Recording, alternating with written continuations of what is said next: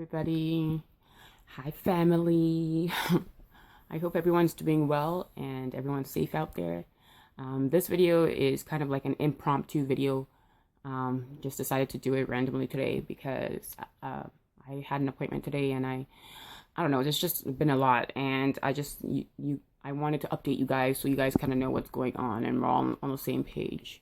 Just trying to make sure that my shadows aren't blocking me, but so there's a lot been going on, guys, and so this video was originally supposed to be the couple's 1, 2, 3 tag, or the video on cannabis oil and its healing effects, but change of plans. Oh, look at this, the shadows are everywhere. Change of plans because there's some stuff we got to talk about. There's just so much that's happened that we need to talk about, guys, and so I just decided to do that. I kind of want to get stuff out of my chest too. Okay, so first off, I had my PET scan. If you recall last video, I said I wasn't going to be having a PET scan for a few months. Well, it was a surprise to me too. I got a call like a week after my stem cell transplant. After the hospitalization, I was going in to have a PET scan. I was so confused because I'm like, I thought I was supposed to have a PET scan a couple of months from now. I mean, that's what I was told during the stem cell transplant. That's what I was told, that I was going to be having a PET scan a couple of months from now. But so the PET scan results that came weren't that greatest. So basically, the stem cell transplant did nada. That's what basically I was told. I was told that the areas that are still have cancer, my armpit, just over my breast here, and my spleen they still have the same amount of cancer. I think there's one of the areas had a little bit of shrinkage, but I don't attribute that to the stem cell transplant. I attribute that to the herbs that I was taking, and I am still taking, because they basically told me that the stem cell transplant didn't really do anything. And I'm really sorry about the shadows and lighting right now. I'm trying to get the sunlight in here, but it's going down, and yeah, I'm working with it. So that was really upsetting to me, guys. I'm sorry. When I talk about it, I get emotional, so I'm trying to kind of like make myself laugh a little bit as I'm doing this.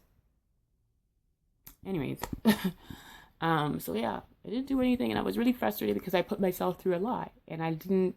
You guys remember I battled myself about even doing the stem cell transplant, posted a whole video, got a bunch of people to give me insight and feedback, people that had been through stem cell transplant. I was debating between stem cell transplant and Dr. Sebi. Y'all know the Dr. Sebi thing didn't work out because they denied me access to the Usha village without any reason, which was very hurtful. Just a lot of hurtful stuff throughout this journey, but that's life. Life is not human. You can't depend on things going your way all the time, and that's what I've learned.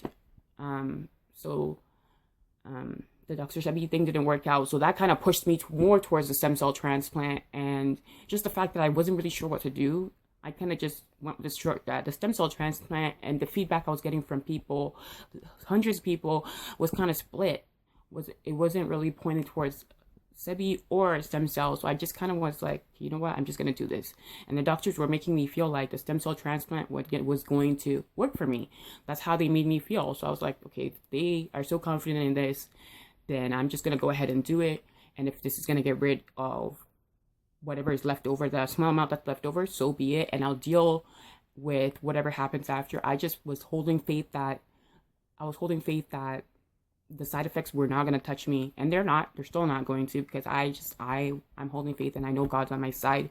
So I knew the side effects and everything, and I was scared and everything, but I was just trying to be positive and hold my faith, and that's what I did. And to have this result after I went through all that, after the pain I went through, after the sickness I went through, after everything I went through in the hospital, to have them tell me that was basically for nothing,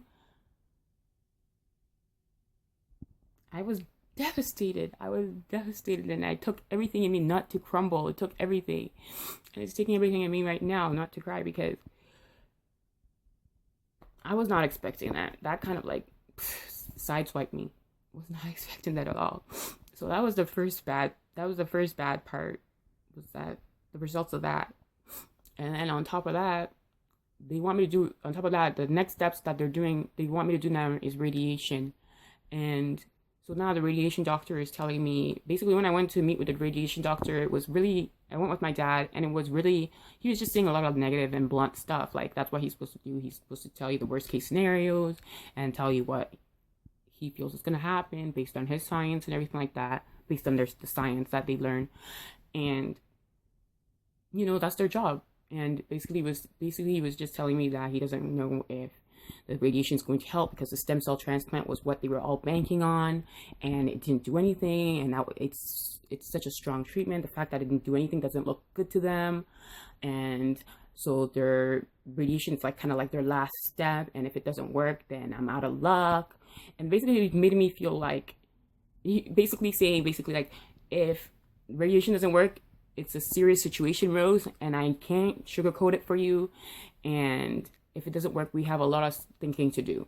So basically, like, if this doesn't work, then you're out of luck and you're probably gonna die, is what they were telling me. And I'm just sitting there like, this is not what I want to hear. I am not trying to hear this. They told me in 2013 that if I didn't do the chemotherapy like that right away, like they wanted me to, then, well, my first doctor told me, then I wouldn't be here, that I would be dead within a couple of months to a year, and I'm still here. So I'm not gonna sit there and listen to and let what they're telling me now again affect me so negatively. I'm just gonna stay positive. So that's what I'm doing. I'm gonna stay positive. I've had my crying. I took out my frustrations. I cried. I broke down a little bit, but literally it's better than what I wanted to do, which literally when I heard that, I wanted to just crumble. And my family members and my friends uplifted me. And I just spoke to God and I said, God, I'm going to keep my faith because this is what the devil wants. The devil wants me to crumble, and I'm not going to do that. I'm going to stay positive. So this is why I wanted you guys to pray for me. And I posted a status a couple of weeks ago saying, pray for me, because the devil is trying to toy with me, and I'm not going to allow it. I'm still going to stay positive, and everything's going to go well. I'm still going to prove everyone that thinks like this is not going to work for me, I'm not going to make it, I'm going to prove them wrong. I'm going to prove the fears of the doctors wrong. I'm going to prove the devil wrong. I've been doing this, and I'm going to keep doing this. And for anybody out there that's going through anything similar to I'm going through, have your faith, keep that faith, keep doing what you're doing. We're going to get through this. I'm not dying anytime soon. I'm way too young for this. I'm still in my 20s. I have a lot of life to live, so I'm not going anywhere. Stay positive, guys. And don't forget, like, comment, subscribe, share my journey with the world, so we can show the world that you can do whatever you put your mind to, and cancer is not a death sentence. It's not. I don't care that it's stage 4. I don't care. Like, this is not going to kill me. I'm just going to be fine, guys. Keep praying for me and keep positive with me. Bye.